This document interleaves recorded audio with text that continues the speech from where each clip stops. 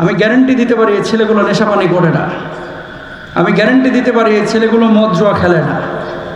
আমি গ্যারান্টি দিতে পারি। সুতরাং ভালো কাজ যদি কোনো জায়গায় দেখেন সেখানে সমর্থন করবেন, খারাপ কাজ দেখলে সেখানে প্রতিরোধ করবেন, ইনশাআল্লাহ বলেন। আমাদেরকে নিয়ে এসেছেন এখানে যিনি, তিনি কে? আল্লাহর নামটা একটু জোর বলেন, তিনি কে?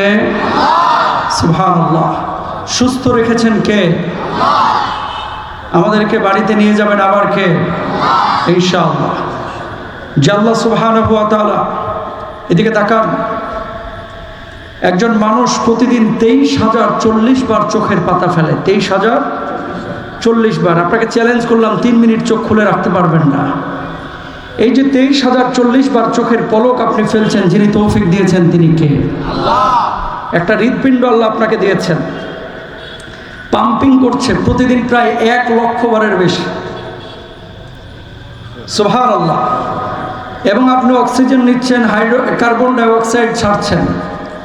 হসপিটালের তথ্য অনুযায়ী একজন মানুষ প্রতিদিন 2,40,000 টাকার অক্সিজেন প্রায় ব্যবহার করে। জোরে বলেন না সুবহানাল্লাহ। ব্যবস্থা করেছেন কে? এই জমিনটার মালিক কে? জমিনের মালিক আল্লাহ, আসমানের মালিক আল্লাহ, বাঁচিয়ে রেখেছেন আল্লাহ।